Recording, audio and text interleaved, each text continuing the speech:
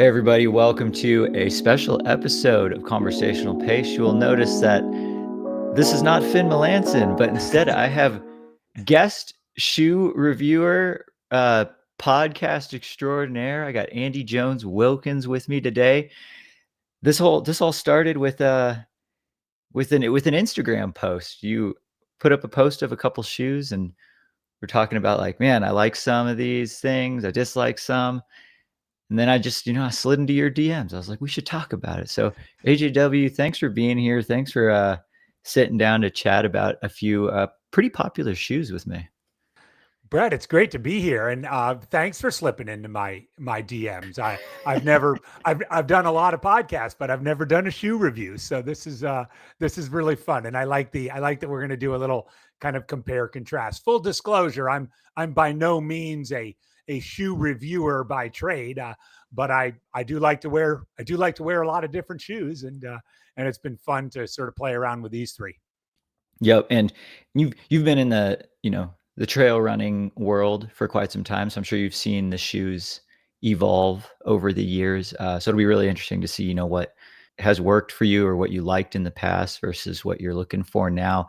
Yeah, it would be awesome to hear just a little bit about your running background, where you're currently at with your running, where you train currently, and what you've got coming up in terms of, running or race goals.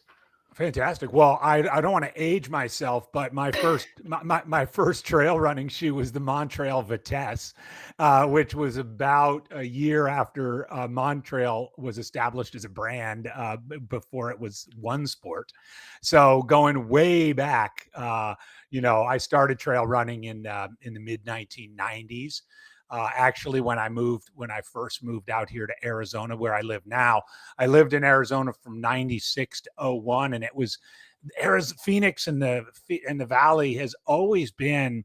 Some people think, Ira Vipa is responsible for this Phoenix trail running boom, but the area has always been sort of a hotbed for trail runners. Obviously, getting through the summer is pretty brutal, but it's always been a place. I remember, people running in the Adidas and the New Balance and the Montrails, several different Montrails. So that's kind of my beginning. I ran the trails out here, some of the classic races, some of whom are still around, like the Crown King Scramble and the Zane Grey 50 miler.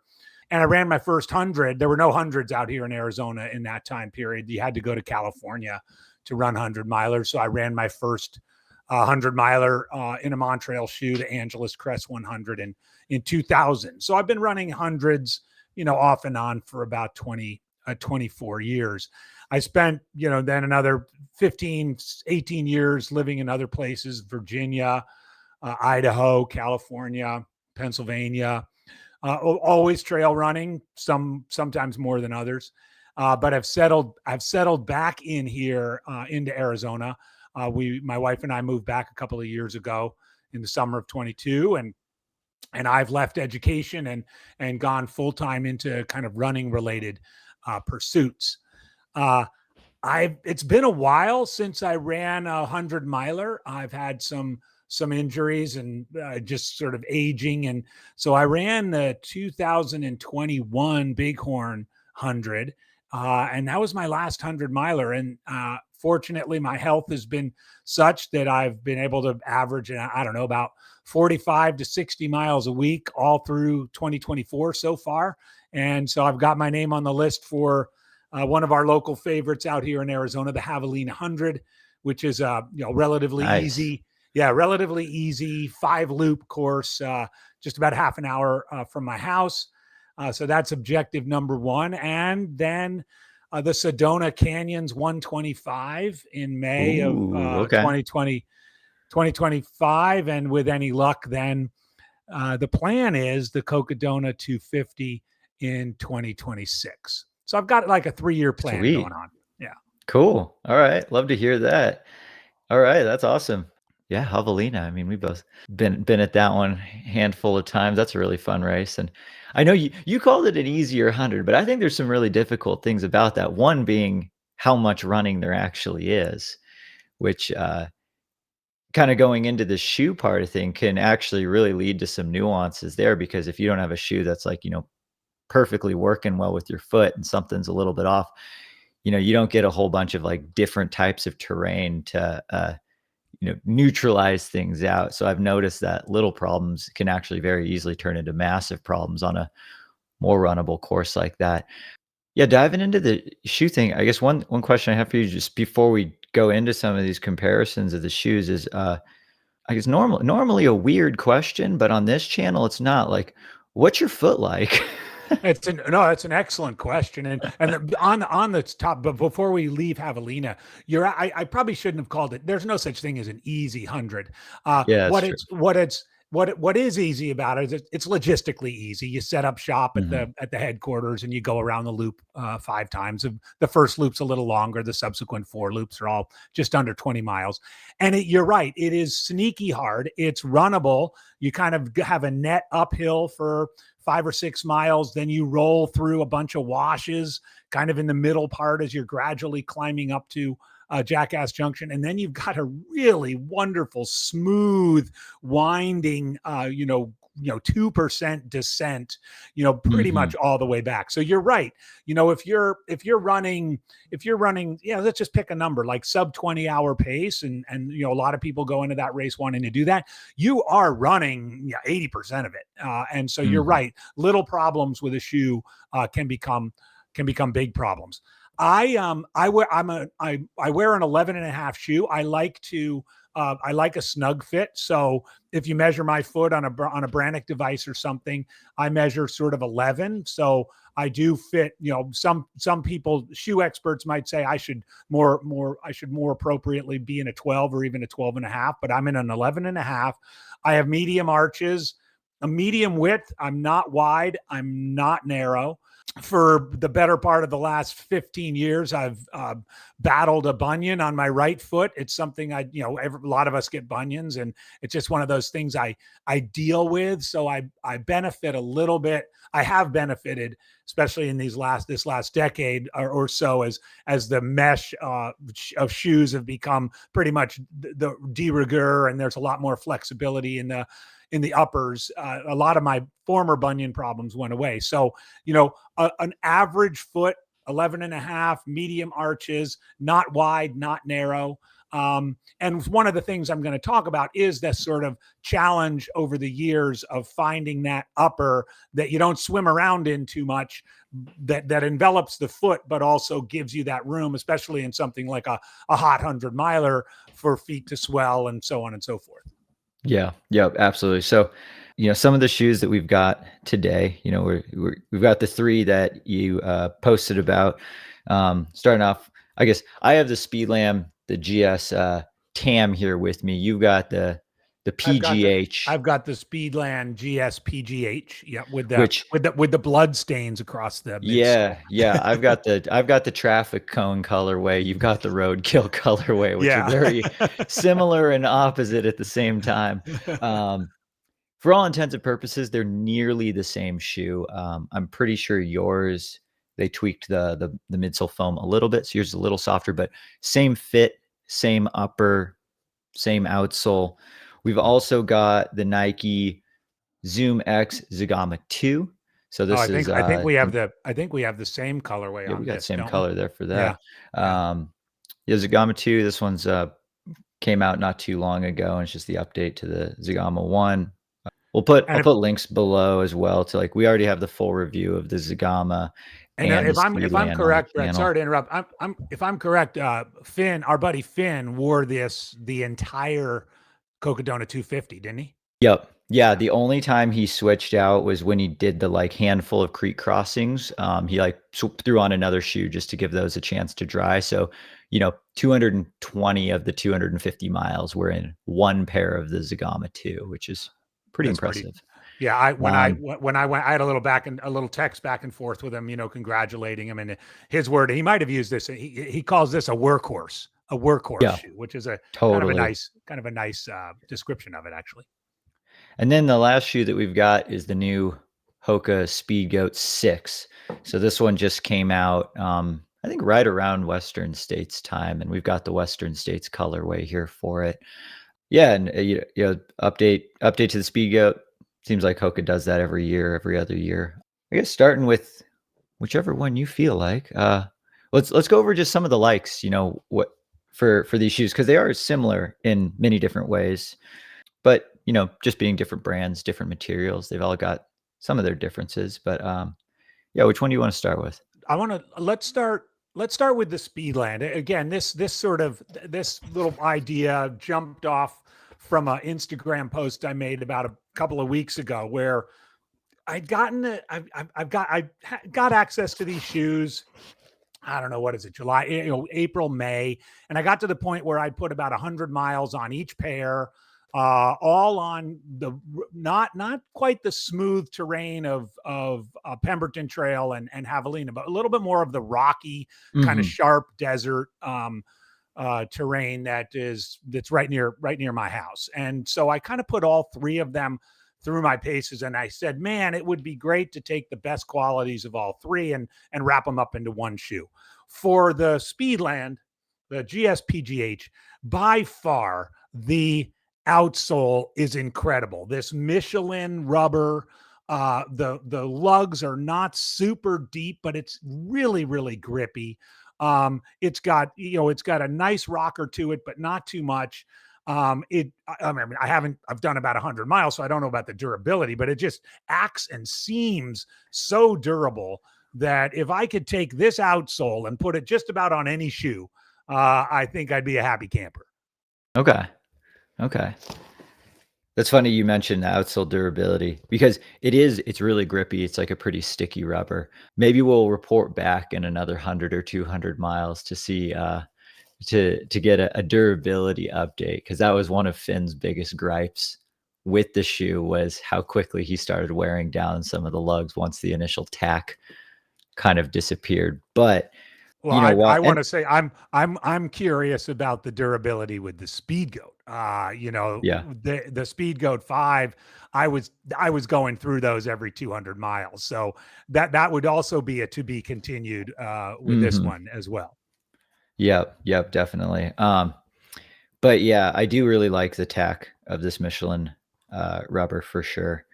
What else you got? Well, I'm not I may be the only person in the world in this regard.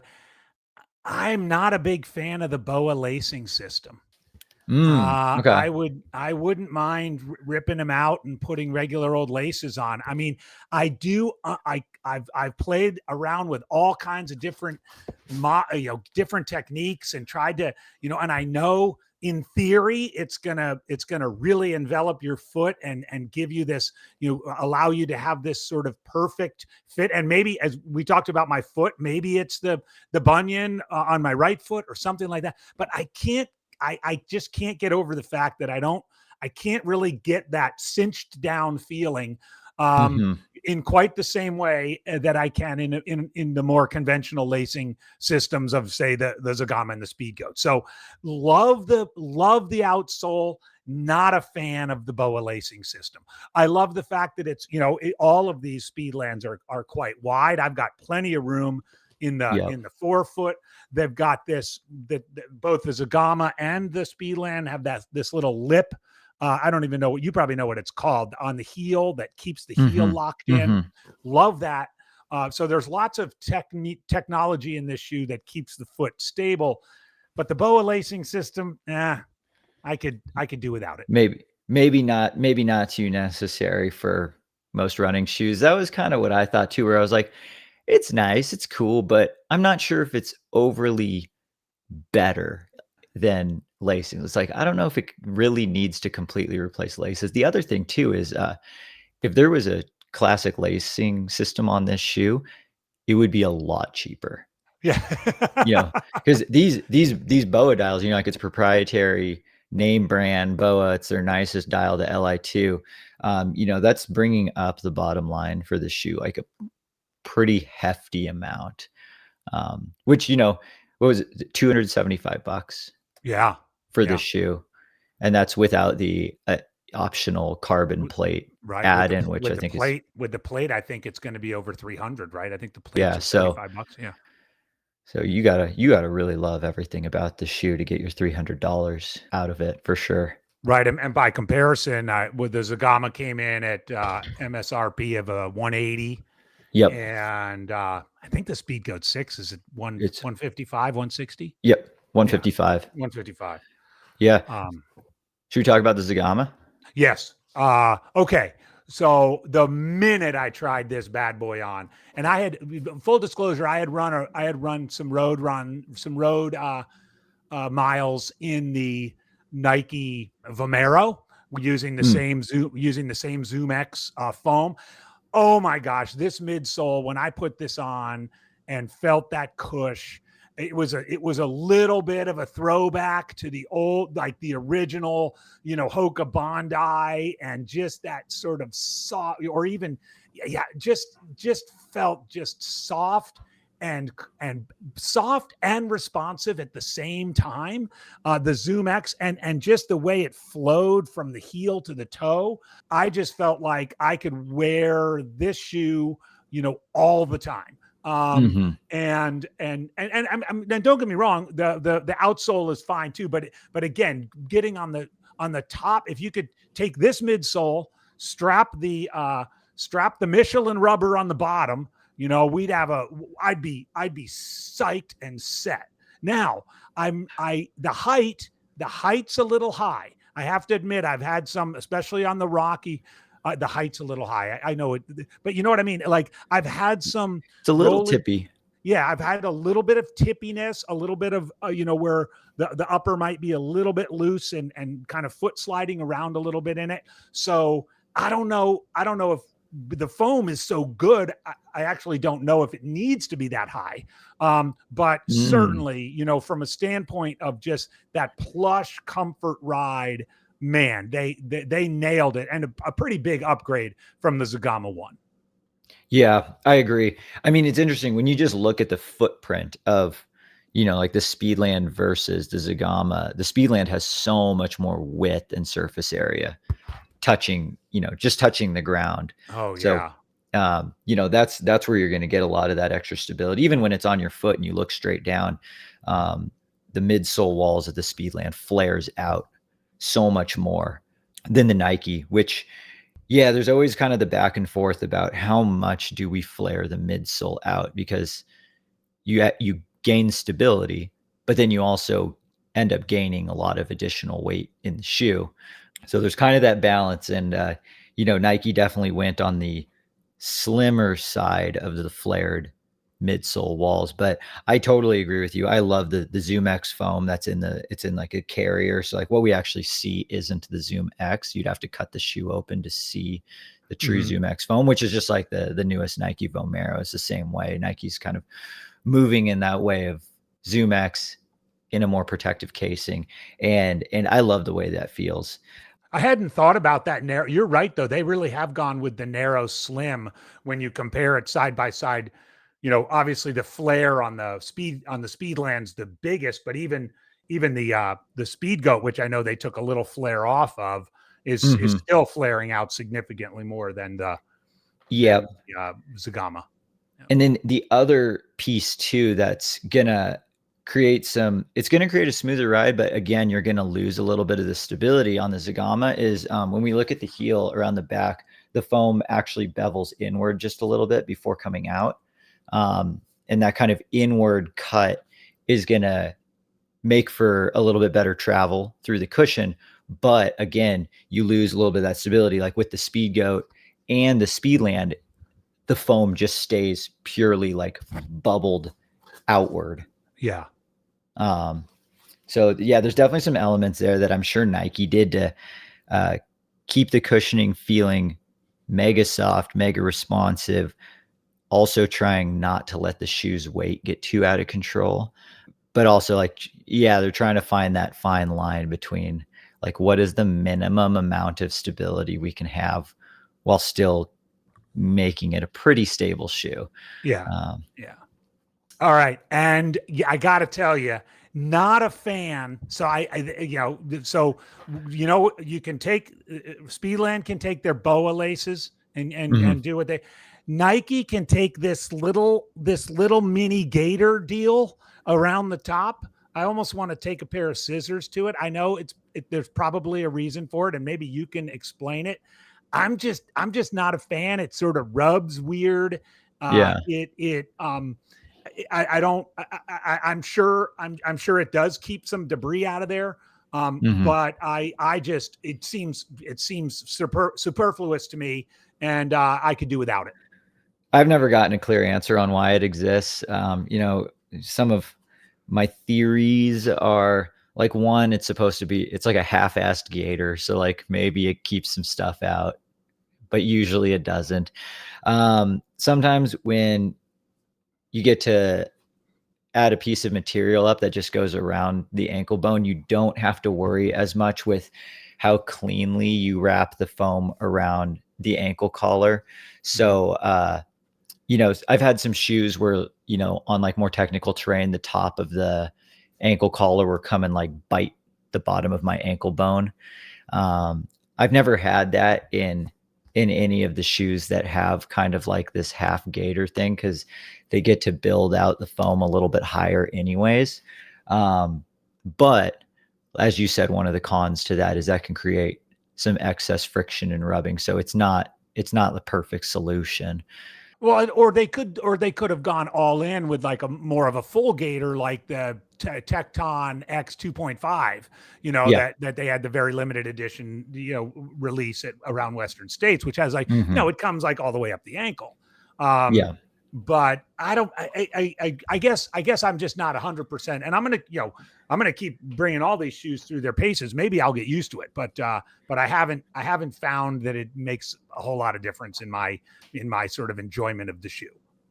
That Totally. said, Yeah. the more conventional lacing system, the narrow upper, it's kind of a sleek shoe. Hmm. You really can cinch this one down. So even if it is a little bit wobbly, you can really, you can get the fit. I mean, this is not a shoe for a wide footed person.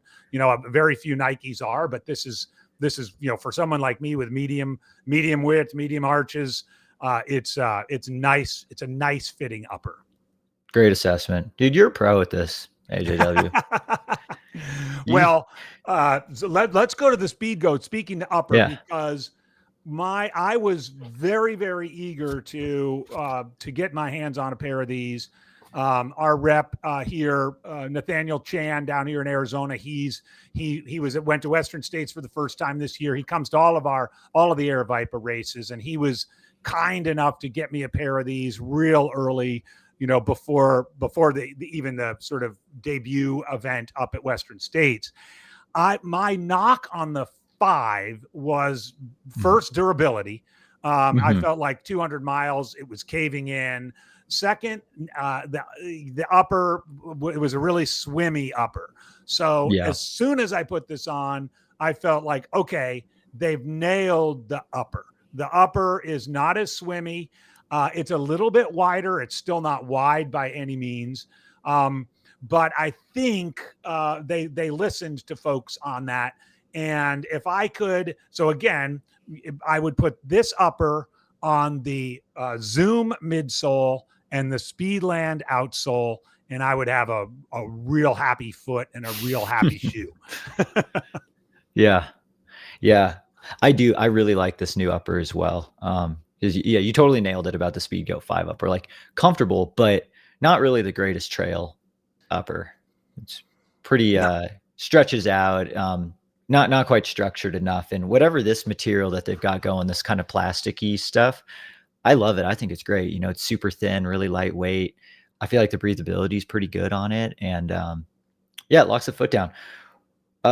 So one of the anything, and things, also in the five, anything off camber, anything a little off camber, your yeah, foot you're was just you were just, it wasn't tippy like the Nike, but your foot's just kind of sliding around, and right. just, it's kind of a momentum killer. I will say too, because I took this through a lot of creek crossings, it drains, of the three, it drains real nice. Yep. Which, I mean, the Speedgoat has always, in my opinion, been really good. If you have a lot of creek crossings, dries out quickly. But you're right about that little plasticky stuff around the toe. I like that too. So you had also mentioned that in the Speedgoat 5, the midsole foam just kind of died really quick, which, I agree with. It's really soft. I love a soft shoe. So sometimes I'm like, it's worth it if it's not quite as durable, but that one was definitely on the extreme side of things. how do you feel about the new Hoka Speedgoat 6 midsole? Because they definitely tried to address those durability problems. Yeah, it's a love-hate thing, right? Because I think what they did is they Stinsonized it a little bit, right? So everyone knows the Stinson, big, beefy, Mack truck of a trail shoe, and that foam and that setup on the Stinson is very rigid, and this isn't as rigid, but it's definitely firmer and even even rigid. And Mm-hmm. so if it solves the durability question, then okay, maybe I'll accept that. But I do miss the soft plushness of the five, and even I still have a couple pairs of fives that that are still relatively new, and it's like, oh, okay, that's the doing like the side by side walking around the house. It's really noticeable how much Yeah. firmer the midsole on the six is. Yeah. I definitely noticed that as well when I first put on. I was like, oh, Hoka loves swinging in opposite directions with Yeah. the Speedgoat every year. And like Speedgoat 5, way too soft. And I was like, dang, this one's really, really firm, which maybe on like your super technical, really rocky terrain, that extra firmness will be nice.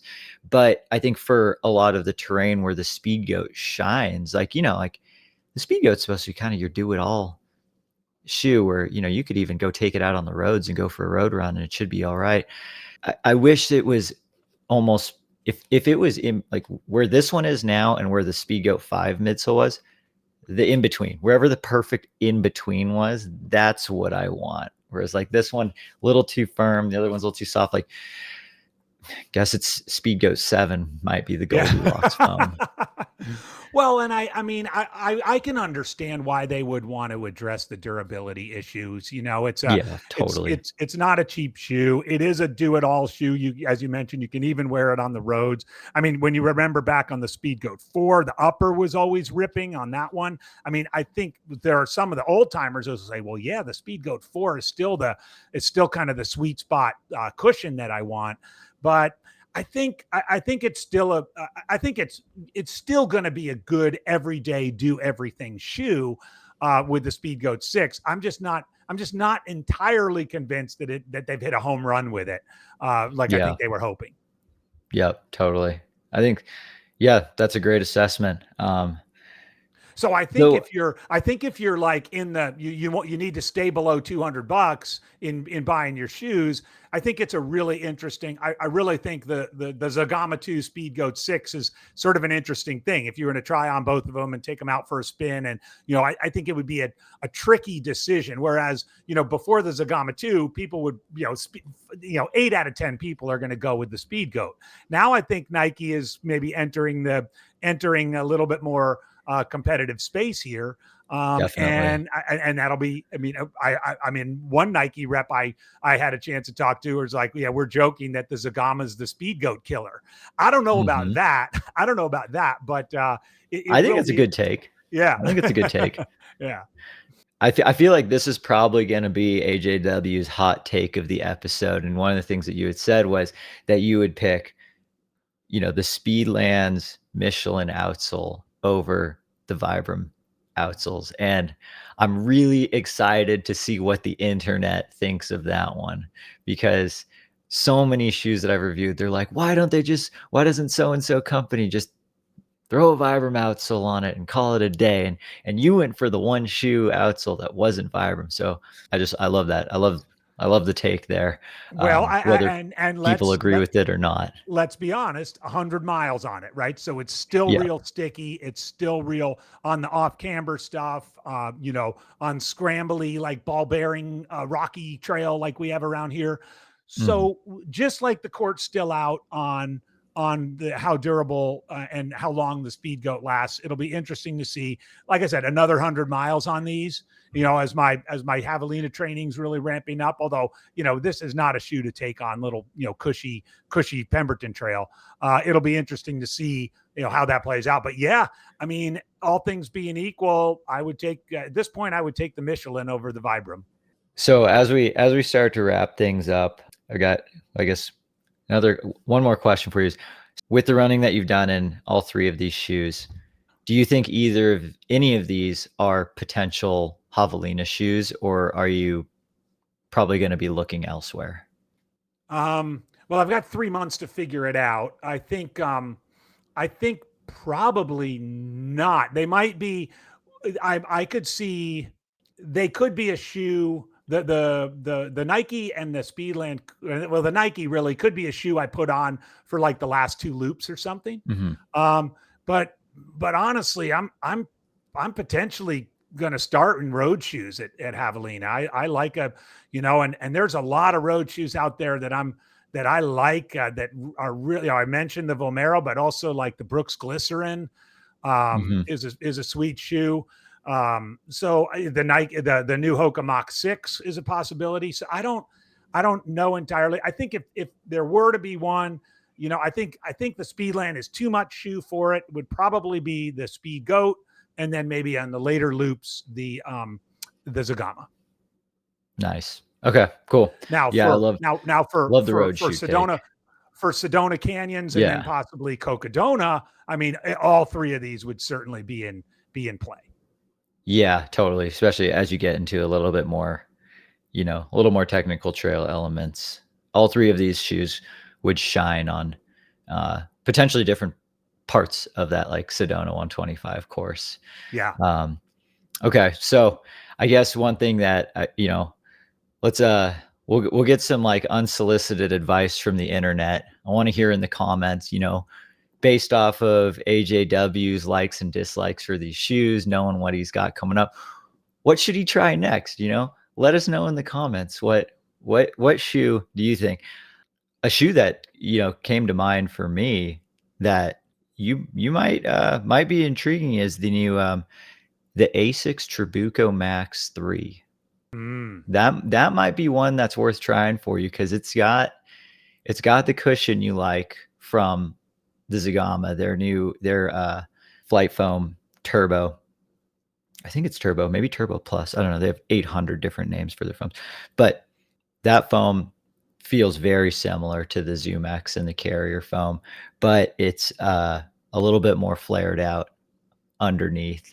And I think it's called their Gecko Grip outsole is actually pretty awesome too, and it's a pretty smooth shoe. So that might be the conversational pace recommendation for you to try next, based off of what you've been running in. That's from a trails perspective. I've also heard a little bit of pre-buzz about the New Balance Hero 8 that's going to take the same fresh foam, kind of get into a little bit of the 1080, really squishy, and beef up the upper a little bit. So it'll be interesting. I'm interested in seeing that shoe as well. I mean, I think we're seeing brands like New Balance, Asics, even the new Cascadia 18 that just came out. Everybody's getting a little bit beefier foam.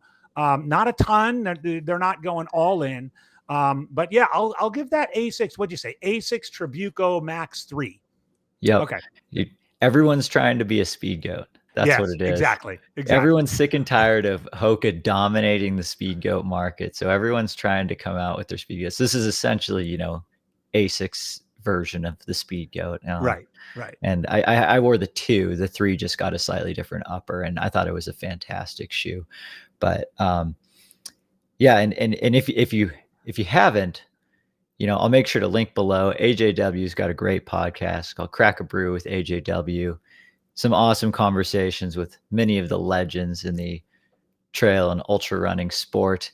I'll make sure to link below. So give AJW a subscribe there so you can listen to some of his great conversations. The next couple months, I'm focusing on the 200 miler phenomenon. So I'm bringing in all kinds of race directors for 200 milers, people who've been running 200 milers for a long time. And it's a lot of fun because in many ways, it's kind of still the wild west of trail and ultra running, these 200 milers. And we're seeing it, we're seeing a boom in them it's kind of fascinating. So the next couple of months, tune in to Crack a Brew with AJW if you're at all intrigued with this whole 200 mile thing. Awesome. You're definitely very curious about the 200. I don't know if I would see myself running a 200 anytime soon, but love covering them, love following them. Cause like you said, it's like the Wild West out there, where it's like people are still winning these races, just doing like whatever they feel like. Yeah, that's right. And that's definitely pretty exciting. And if you want to try any of these shoes, the Hoka Speedgoat 6, Nike Zegama 2, or whatever version of the Speedland GS, PGH, TAM, PDX that they've got on their website right now. I think they just dropped the PDX, which is I think very, very similar to either of us. I'll put links below in the show notes. But can't thank you enough for coming on. We'll do a follow-up at some point as well. You know, I don't know if it'll be post Javelina or pre-Sedona Canyons, but excited to follow along your training, and best of luck with everything. Absolutely, Brett. And this was fun. I mean, our paths cross in a lot of different ways with covering races and going to races and things like that. So thanks for having me on. I know I sort of nosed my way in here because I thought it would be a lot of fun, but I'm a shoe geek, not a highly trained shoe geek, but a shoe geek nonetheless. And this was super fun. So let's keep in touch. I know we will.